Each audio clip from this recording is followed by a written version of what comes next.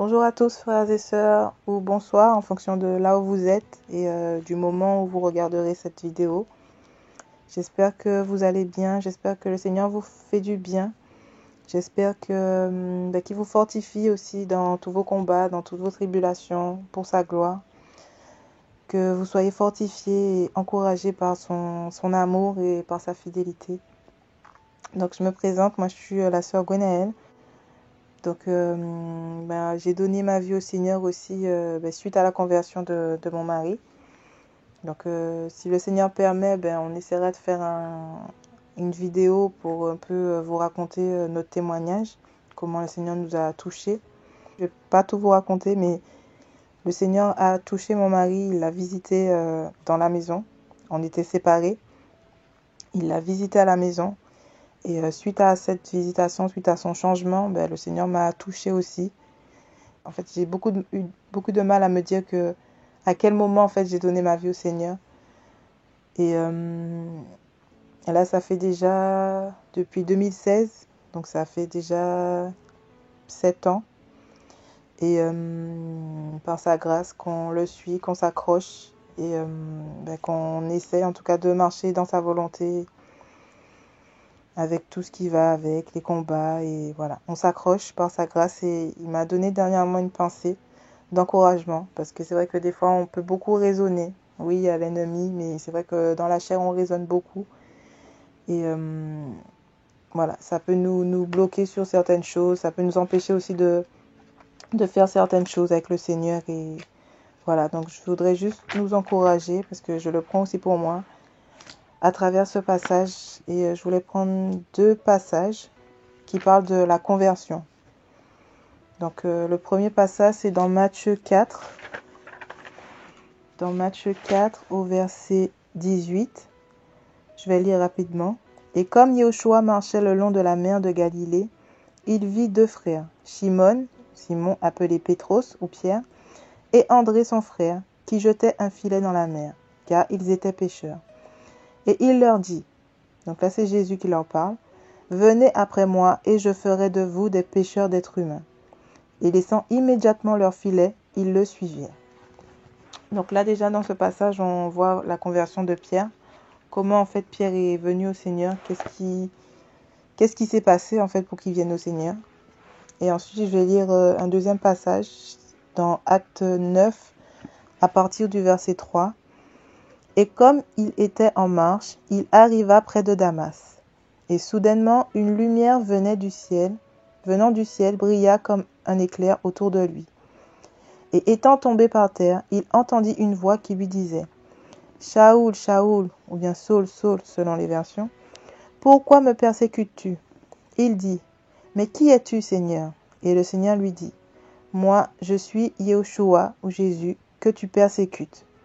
Il t'est dur de regimber contre les aiguillons. » Bon, je vais m'arrêter là. En fait, je voulais juste prendre ce passage aussi, parce que là, dans ce passage, on parle de la conversion de Paul. Comment Paul, en fait, est venu, en fait, à suivre Jésus. Et en fait, au travers de ces 2 passages, on voit que le Seigneur nous appelle différemment. Donc, on voit que le Seigneur a appelé Pierre, il lui a dit « Viens ». Le Seigneur a appelé Paul, il l'a visité pour qu'il vienne à lui, en fait. Donc, moi, le Seigneur m'a encouragée à travers ce passage. Pourquoi ? En me disant que peu importe, en fait, comment le Seigneur m'a appelé, le plus important, c'est que le Seigneur m'ait appelé. C'est que le Seigneur m'ait choisi, c'est que le Seigneur m'ait, en fait, qui m'ait attiré à lui, en fait. Et c'est vrai que moi, j'ai donné ma vie à travers, en fait, le changement de mon époux. Et ce que j'ai compris des années après, c'est que c'est pas parce que mon époux a changé que j'ai donné ma vie au Seigneur. C'est parce que le Seigneur avait disposé mon cœur, en fait, à le recevoir à ce moment-là. Et on voit que Pierre, en fait, son cœur était disposé. Le Seigneur lui a dit, viens, et il est venu. Il n'a pas cherché midi à 14h, oui, mais est-ce que si je laisse mon père, oui, mais si. En fait, le Seigneur lui a dit, viens, et il est venu. Parce qu'en fait, Pierre avait déjà ce cœur disposé là, en fait, pour le Seigneur. Et beaucoup, en fait, ont ce cœur disposé là pour le Seigneur. C'est pourquoi il y a des personnes qui entendent un chant des personnes qui entendent une parole, des personnes qui entendent un Jésus t'aime, et en fait qui sont touchés et qui donnent leur vie au Seigneur parce qu'ils ont entendu ça. Pourquoi? Parce que leur cœur en fait était déjà préparé à ce moment-là à recevoir le Seigneur. Et le Seigneur fait comme il veut en fait. Il touche, il nous appelle comme il veut. Donc même si en fait il a touché un frère parce que son esprit est descendu, que le frère a ressenti une présence, ça ne veut pas dire en fait que le Seigneur aime plus le frère que celui qui n'a rien ressenti. Et moi, le Seigneur m'a encouragée à travers ça. Et je voudrais aussi vous encourager à travers ce passage pour dire que le plus important, c'est pas comment, en fait, comment tu as été converti. Le plus important, c'est que tu aies donné ta vie au Seigneur et que tu marches dans sa volonté et que le Seigneur t'ait choisi, toi, que le Seigneur t'ait choisi pour accomplir, en fait, sa volonté. Et le plus important, en fait, c'est la fin de toute chose. La Bible dit que la fin d'une chose vaut mieux que son commencement. Donc oui, on peut bien commencer, on peut ressentir l'esprit, toutes ces choses-là, c'est bien, ça peut nous aider aussi. Mais c'est pas ce qui est plus important. Le plus important, c'est de tenir en fait jusqu'au bout. Le plus important, c'est de tenir en fait jusqu'à ce que le Seigneur revienne nous chercher, jusqu'à ce que le Seigneur nous dise que c'est bon, en fait, on a accompli la mission pour laquelle il nous a envoyés. Et vraiment, faut pas regarder en fait à comment le Seigneur utilise un tel et un tel. Faut pas regarder à ces choses-là parce que le Seigneur fait ce qu'il veut. Il fait ce qu'il veut et il sait pourquoi. Et il sait en fait toutes choses. Il sait pourquoi nous c'est comme ça. Il sait pourquoi le frère c'est comme ça. Pourquoi la sœur c'est comme ça. Le Seigneur il a une diversité de dons en fait, de choses en fait qu'il veut faire en chacun d'entre nous et on doit être juste à son écoute. On doit être juste en fait disposé, avoir ce cœur disposé là, de ne pas envier les grâces, les dons des autres. Moi, je vous le dis parce que, en même temps, je témoigne aussi parce que moi aussi, je sais qu'il y a un moment, je regardais autour de moi avant, quand j'allais dans les assemblées, je regardais autour de moi, je voyais quand les gens priaient, ils étaient saisis, comme l'esprit les visitait et je me disais, mais Seigneur, pourquoi pas moi en fait? Est-ce que c'est moi qui ne suis pas converti véritablement? Est-ce que c'est moi qui ne suis pas réceptif? Est-ce que c'est moi en fait qui fait pas bien? Est-ce que je suis dans le péché?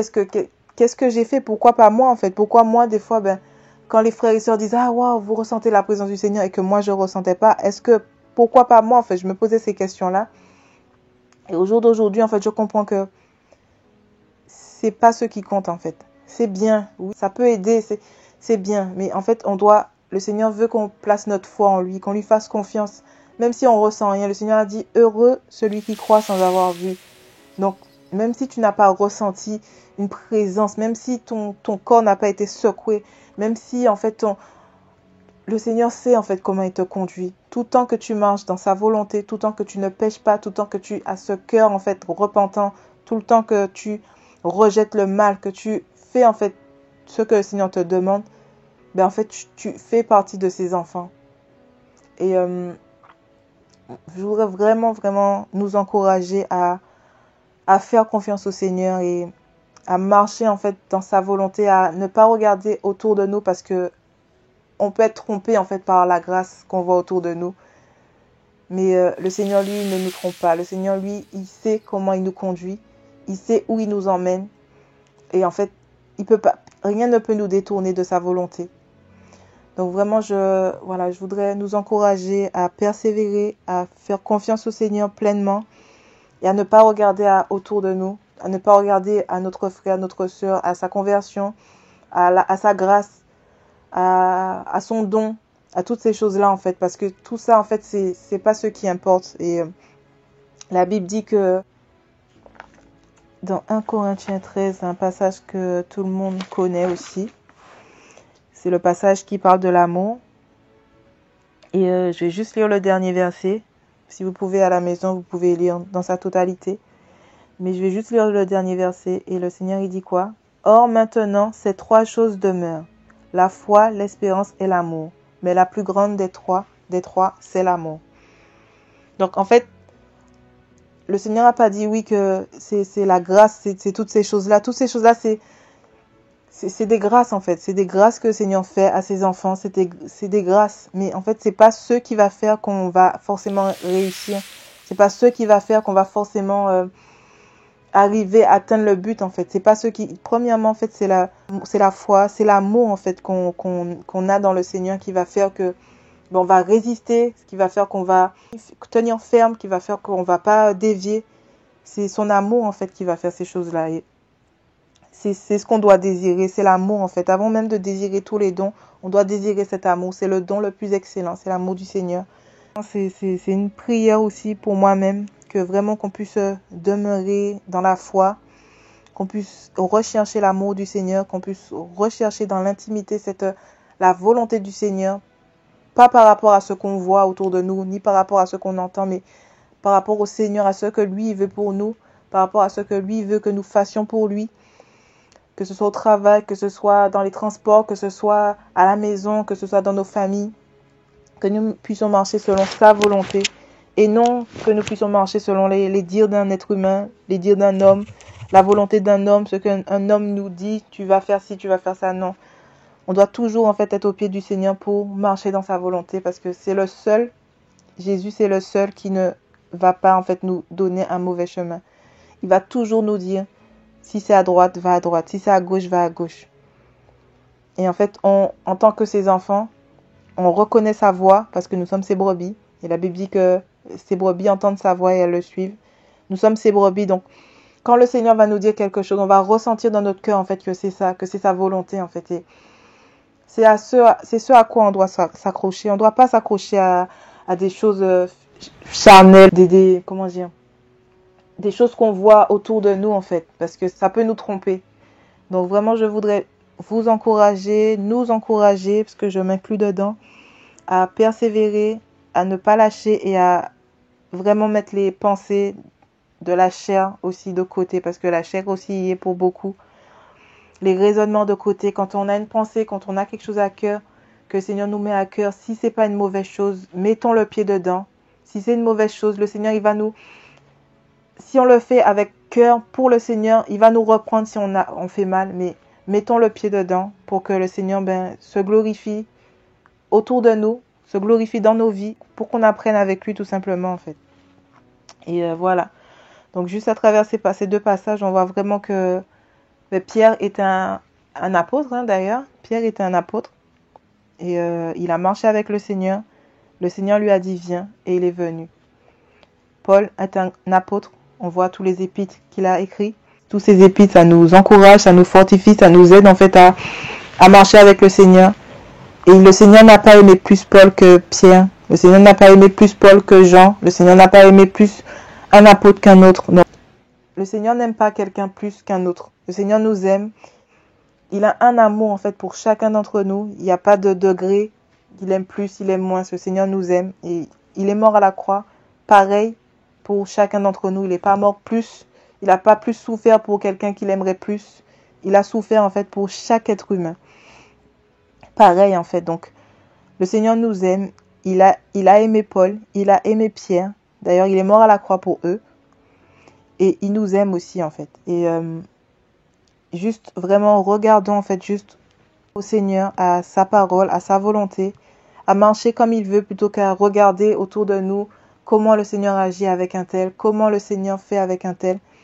Parce qu'en fait, ces choses-là, ça nous distrait et ça nous empêche nous-mêmes en fait de nous concentrer sur la volonté du Seigneur. Ça nous empêche nous-mêmes en fait d'entendre ce que le Seigneur veut pour nous parce qu'on est plus focalisé sur ce que nous, on veut que le Seigneur fasse en nous plutôt que ce que le Seigneur veut faire en nous et on perd du temps en fait. Et c'est vrai qu'on arrive dans des temps très difficiles avec tout ce qui se passe. On ne sait pas quand le Seigneur revient et court. On ne sait pas quand est-ce que le Seigneur va revenir, quand est-ce que le Seigneur va nous reprendre. Le temps est très très court. Donc je voudrais juste nous encourager à rester fixés sur le Seigneur, à ne pas regarder à gauche et à droite, à regarder à ce que le Seigneur veut pour nos vies, là où il veut nous emmener, vraiment qu'on s'accroche à lui et à lui seul. Et dans la joie, dans la paix, parce qu'il est fidèle en fait, il prend soin de nous, il prend soin de vous. Et voilà, donc je bénis le Seigneur pour cette pensée qu'il m'a donnée. Je prie vraiment qu'elle vous fortifie, je prie qu'elle vous encourage, je prie que nous puissions saisir aussi, Seigneur Père, cette pensée, Seigneur, Seigneur, ton amour, Papa, pour chacun d'entre nous, Seigneur Yeshua, Papa, et que nous puissions regarder à toi et pas aux autres, Seigneur Yeshua, pas à ceux qui nous entourent, Seigneur Père. Merci à tous.